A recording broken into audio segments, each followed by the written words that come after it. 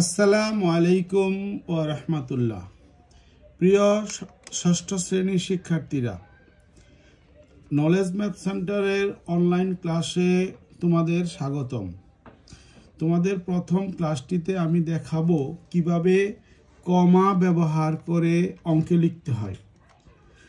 অঙ্কে লেখার জন্য আমাদের প্রথম সংখ্যাটি হচ্ছে 20,015। হাজার পর্যন্ত কোনো সংখ্যা লিখতে হলে আমরা একটা কমা ব্যবহার করব। আগে একটা কমা দিব, কমার বাম পাশে থাকবে হাজারের সংখ্যাগুলো, কমার ডান পাশে থাকবে তিনটা সংখ্যা, কম পক্ষে তিনটার বেশিও লেখা যাবে না, কমও লেখা যাবে না, তিনটাই লিখতে হবে।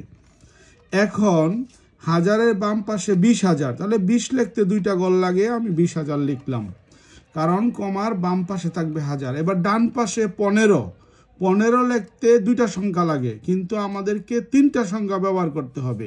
তাহলে তিনটা সংখ্যায় 15 লিখতে অবশ্যই আমরা লিখব 0, 1, 5।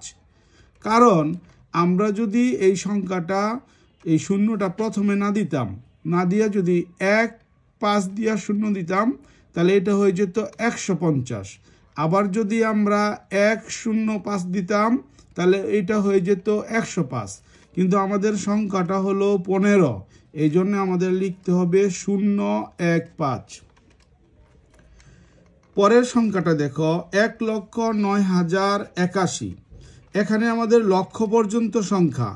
এবার আমরা কমা ব্যবহার করব দুইটা।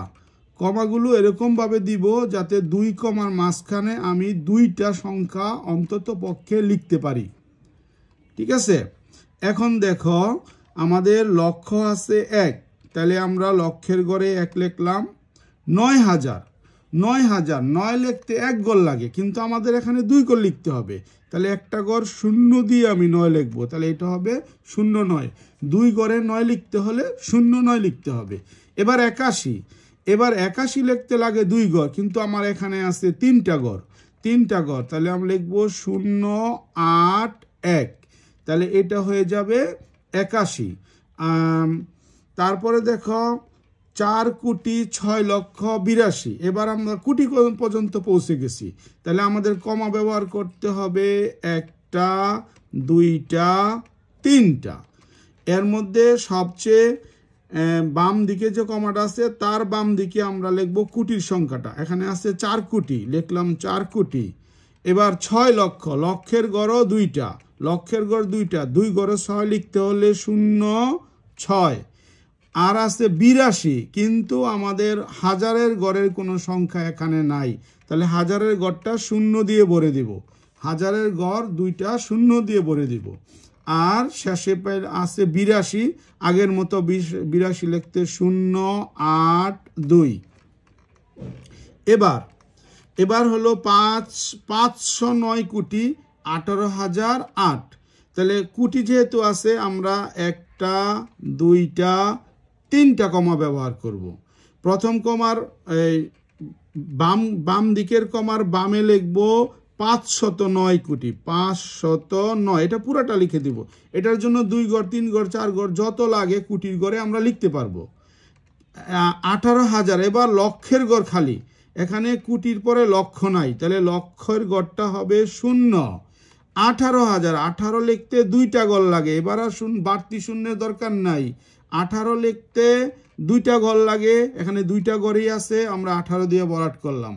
আর হলো 8, এবার 8 লিখতে লাগে 1 ঘর, কিন্তু আমাকে এখানে লিখতে হবে 3টা ঘর, তাহলে 2টা ঘর 0 দিয়ে তারপরে লিখব 8। সবশেষ সংখ্যাটি হলো 81,03,05,020। ঠিক আছে? তো আমরা এবারও 3টা কমা ব্যবহার করলাম, কারণ কোটি আছে, 3টা কমা ব্যবহার করলাম। প্রথম কমার বাম দিকে 81 কোটি, আমি লিখলাম 81।